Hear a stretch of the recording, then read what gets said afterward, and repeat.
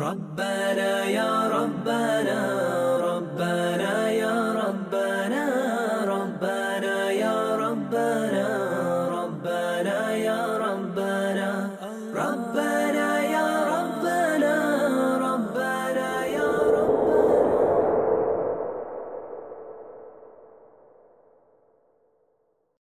Après une longue pause de votre série Parlez-moi de ma mosquée, vous vous impatientez certainement.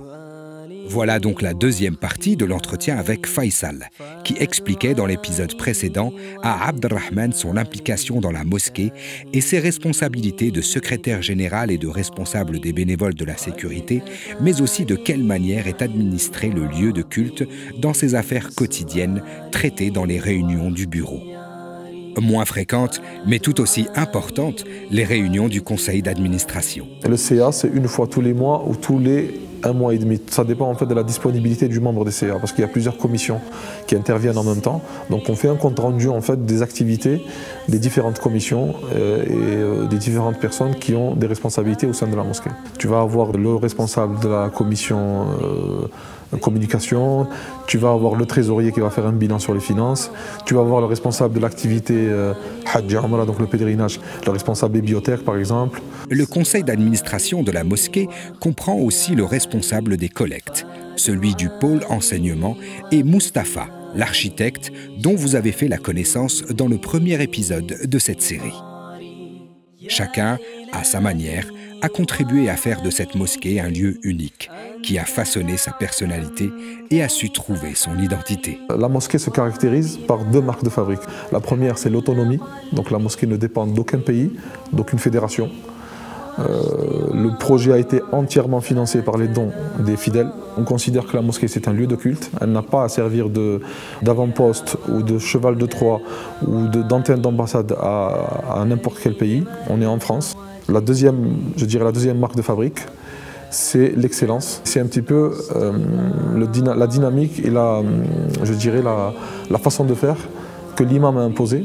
Et que de chemin parcouru depuis les années 70, où tout a débuté dans un local de 35 mètres carrés au milieu du quartier de Bellefontaine.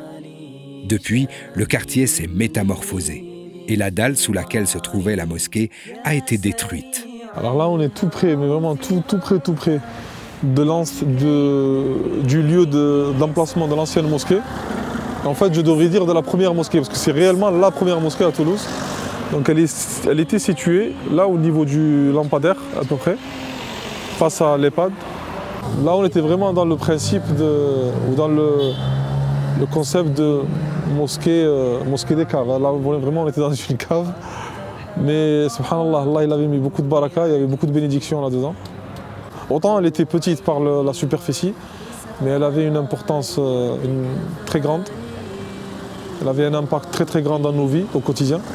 L'essence même, je dirais le noyau du projet, a été planté ici, même si finalement Allah a voulu qu'elle se construise un peu plus loin. On était loin d'imaginer qu'un jour on construirait le projet sur lequel on est en train de travailler actuellement. Cela fait presque 1 an que Faisal n'avait pas revu le chantier de l'intérieur. Il découvre émerveillé l'avancée des travaux dont la fin est proche. À mesure qu'il croise les ouvriers, il constate l'investissement colossal et le travail accompli depuis pour édifier la bâtisse qu'il regardait jadis sur des plans d'architecte. Une fois la mosquée terminée, quelles seront les prochaines échéances? Quels seront les grands chantiers qui l'attendent? Je pense qu'il faudrait insister d'abord sur ce caractère d'autonomie. La mosquée doit doit pouvoir parvenir à pouvoir se financer toute seule, à pérenniser un petit peu cette autonomie, cette indépendance qui la caractérise et qui a fait que notre mosquée ne subit ou peut se permettre le luxe de ne subir aucune pression de l'extérieur. Si la stabilité financière de l'association est une chose primordiale, la spiritualité et le religieux sont sans nul doute les piliers sur lesquels s'appuient les responsables et qui motivent toutes les prises de décision du conseil d'administration de la mosquée.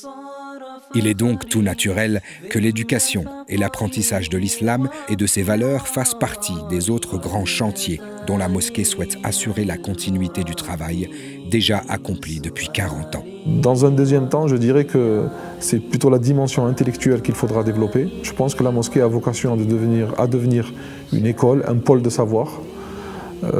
Et pourquoi pas un centre de formation ou une université, pourquoi pas. Les grandes mosquées ont commencé comme ça. La dernière phase des travaux est déjà bien entamée et les finitions sont en cours.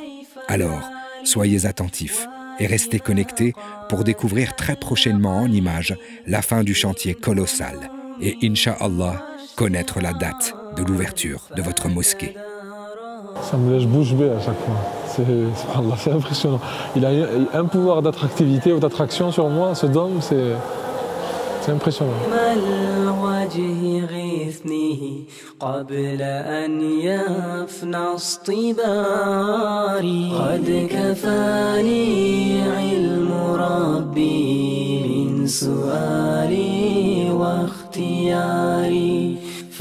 فدعائي وابتهالي شاهد لي